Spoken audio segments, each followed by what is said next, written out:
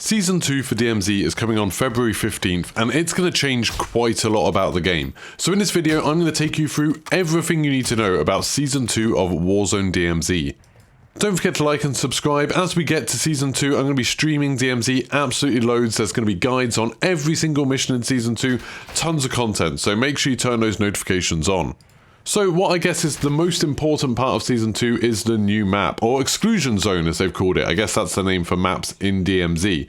So just like how Battle Royale is getting a Sheikah Island, we're getting it in DMZ too, but it seems like they're going to change the kind of lighting. It's going to be foggy. They said it's going to sort of impact combat on the ground, so I guess it'll make it a little bit harder to see enemy players and AI. Hopefully the AI won't just be able to shoot you straight through it. I'm guessing it might make thermal scopes a lot more important, so that could be kind of an interesting change for it. They've said there's a new boss who's called the Bomb Maker, so I guess he'll throw explosives at you. I'm guessing that'll be like Velikan and the Chemist, so if you kill them, they'll have a special piece of contraband like Velikan's grenade launcher or the hazardous M13 from the Chemist. Who knows if you'll get something else from them. They said there's a new weapons case. Not sure if that'll be like killing a jug to get it or doing something like the quest we had to do in Building 21 to get it. No idea yet, but there'll be a new weapons case, so that'll be something we'll try and get done very quickly as soon as this goes live. And then they just talk about, you know, new locked and dangerous spaces to access and explore. So I guess some of the areas that are available in the Battle Royale map will be denied areas, or you'll need keys to get to and stuff like that. All of the stuff you'd kind of expect from a DMZ map, so nothing too surprising there. The map itself does look kind of cool. I'm a little bit worried about some of the open spaces, and because it's quite small, you know, compared to Al Mazrah, it's absolutely tiny, but compared to Building 21, it's pretty big. It'll be interesting to see how things like, you know, locked rooms and the missions and all of that stuff work. They have said we are getting missions for all of the different maps this time. Before, we only had missions that were kind of general, but focused on Al Mazrah. We didn't have any missions just for Building 21. That's going to be a little bit different this time. Speaking of Building 21, it is still going to have a timed infiltration window, so unfortunately that's not going away. You're still only going to be able to get in there at certain times, but the access card's going to be available in a slightly different way. It's still going to come from SAM-site crates or Chopper Boss crates or the legendary crates. You'll still be able to find them in there, but you'll also be able to buy them from buy stations, which is interesting. I'm guessing it'll just be like, you know, the denied areas keys, where sometimes you can find a key for like the mall or the police academy or something like that. I guess sometimes you'll just see a Building 21 key in there. So I guess that's a nice change. It'll make it a bit easier to get into, but it's not a big deal really. For Al Mazrah, they've said that there's going to be some developments there. There's going to be the crash of an unknown aircraft to City Caves. So there's going to be a plane or helicopter crash there, I guess, that we can investigate. And they talked a little bit about there being a fight between White Lotus and Legion. As someone that's played through all of the missions in DMZ, I didn't know that there was a fight between White Lotus and Legion. I just really haven't paid attention to lore. So maybe with Season 2, we'll start paying a little bit more attention to what's like meant to be going on with the story and why we're there. Hopefully they'll make it a bit more interesting. Maybe include it in the cinematics or something. I don't know. At this point, I don't really know or care who White Lotus or Legion or Black Mouse are.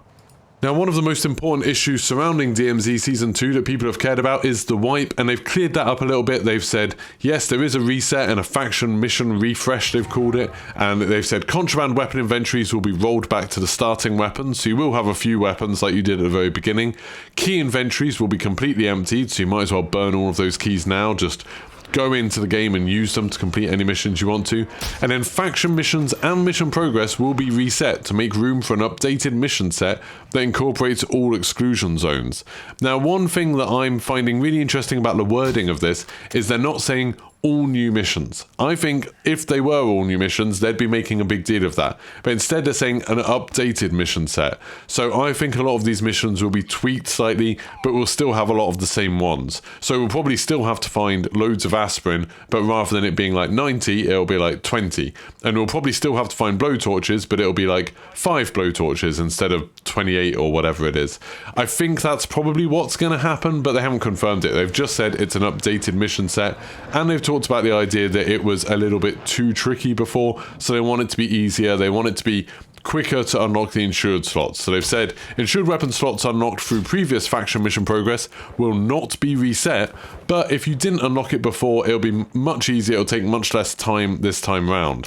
They've also said any rewards that you got, so all of those blueprints and operator skins and stuff like that, that will not be reset either. I didn't think that would be, but it's just to make it clear, that will definitely happen. Now, they haven't said whether those rewards are going to go away. So like I said, they're updating the missions, they're not replacing them, so I wouldn't be surprised if the rewards actually stayed the same, and we just have to do all of these missions again with the same rewards. That'd be kind of disappointing in a way, because obviously I'd like to get new rewards, but also it's probably a good thing for people that haven't got around to completing the missions yet and they want to do the new, easier versions of them. So no confirmation yet on what exactly is happening with those rewards. So when they said why are they doing the refresh, they gave a few reasons, and they said mission progress in Season 1 got too difficult too quickly. I kind of disagree with that. I don't think the missions got too difficult. I think they got too tedious. So some of the missions are way too grindy. You know, I just did that one with the sniper rifle where you've got to get 31 player kills from over 200 meters away with a sniper rifle.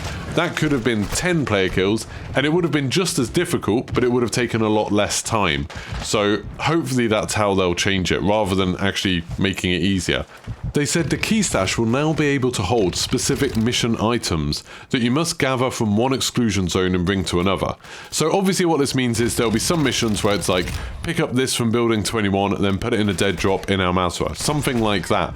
But it has made me wonder, and a lot of people wonder, will you be able to pick up mission items that aren't for missions that you're currently on? So say that infamous mission where you have to find a GPU, say you don't have that mission equipped, but then you find a GPU in the wild, would you now be able to extract with it and put it in your inventory, ready to go in a different game and then put it in the dead drop? Like, that would be awesome if that's the case. They haven't said that's going to happen, but that's kind of what it sounds like. Now, it says in the notes that this would allow us to have longer form missions that utilize all of our exclusion zones. So I'd expect a lot of the new missions, and there are going to be some new missions, we'll talk about that in a bit. Some of these new missions are going to involve going between different zones.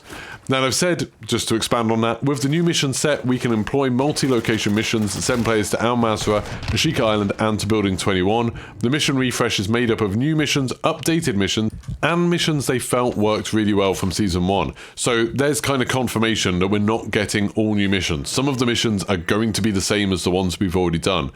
I really hope it's not the ones that I found really difficult, like Massive Stock, where you've got to get all those long-range kills with the LMG. That was a nightmare. I'm glad it's over. I don't want to have to do that again. Now, they've said to complete the reset, DMZ may have to go offline for a few hours ahead of the launch of Season 2, and they'll share details on that soon. So we'll probably have like a few hours on February 14th where DMZ will be offline. That I don't think matters too much. But anyway, going on to the new missions, one interesting thing that is going to lead to definite new missions is that there's a new faction, and they're called Crown. And this is another slightly controversial thing, because this new faction is only going to be available to people who own Modern Warfare 2. So even though DMZ is part of Warzone, it's part of the free-to-play half of Call of Duty, you are going to have to own Modern Warfare 2 to get access to this faction. I'm not sure how I really feel about that. Like, it's super weird. I don't really like there being that much crossover between the main games, the annual games, and Warzone and DMZ anyway. I'd kind of prefer them to be completely separate. But I kind of understand why they want to push more people to buying Modern Warfare 2. And this is something that, you know, I can imagine lots of people get kind of into DMZ. They complete all of the missions for the current free factions, and then they're like, oh, I can get some more missions if I buy this, almost like buying a $70 expansion pack. And they might do that, and then obviously they also get the campaign and multiplayer and all of that stuff.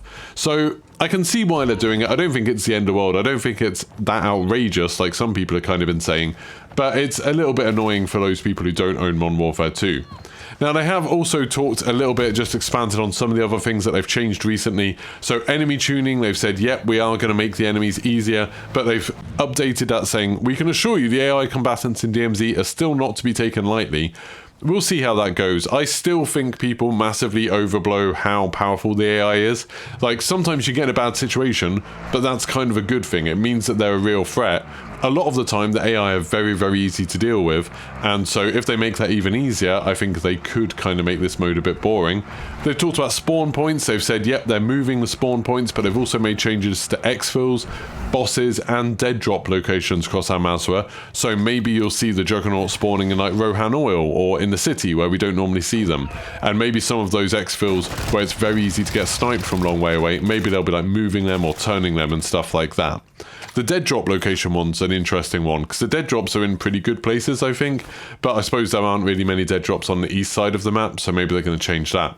They've also talked about the mission difficulty tuning, and they've said data and feedback reinforced that faction mission difficulty ramp was too aggressive for many players, and that the demanding scale ultimately made it very challenging to unlock the second insured weapon slot by completing all tier 3 missions. We've adjusted the overall scaling of difficulty in missions as the tiers progress. Later tier missions will still be quite challenging, even for the experienced operator, but we believe in more straightforward access to an additional insured slot will provide a better path forward for all players. So basically saying, up to that point of unlocking the second slot, so up to tier 3, they're going to make it a lot easier. So tier 4 and 5 will hopefully still be quite difficult. They've also said about crashes that they know it's a problem and they're still fixing all the crashes. We still occasionally get crashes in DMZ. I've lost a lot of progress quite recently because of it, which is very frustrating, but you know, they are still working on it. I'm not sure what else they can say. And then finally, they talk about future seasons. And one really interesting thing here is that they've said they're not committing to always doing a seasonal refresh, but they're also not committing to not always doing a seasonal refresh. So they've said, we do not intend to apply a mission refresh every season. Instead, we're excited to try different approaches each season. Now, this is kind of a pain because it means you can't be completely like sure, okay, your mission progress isn't going to get wiped, so you might as well try and complete everything. But also you can't assume that it definitely is going to get wiped, and so you think, oh, there's no point doing these missions, I'll just wait until they wipe it and change them or anything like that. So we're kind of in this in-between situation where we still don't actually know what's going to happen. Is everything going to get wiped at the end of Season 2? Maybe. They don't want to, but they might do, but they're not going to say either way, so that's kind of annoying. But anyway, that's everything we know about Season 2, so just to recap very quickly, we are going to be getting some new missions, but some old missions are going to be staying too, and some of them will be changed a bit. We're getting a new map, and some of these missions will take us to all of the different maps, even just in one mission, where you'll be picking up items from one and then taking them to another, because you'll be able to put mission items in your inventory, but we don't know which ones. There's going to be a wipe of all of your contraband, all of your keys, all of that stuff's gone, and your current mission progress. All of that stuff is gone, and with the new map, we're going to be getting some new weapon cases, we're going to be getting a new boss. I would assume we're going to get some new rewards, you know, of this new Crown faction that's exclusive to Modern Warfare 2 owners, so we are going to have some new stuff to do. Of course, on this channel, I'll be making guides for every single mission. I think this time I'm going to do separate videos for the different missions, so you'll be getting loads and loads of tips and tricks here. Make sure you subscribe, turn your notifications on, and I'll see you for the next one. Goodbye.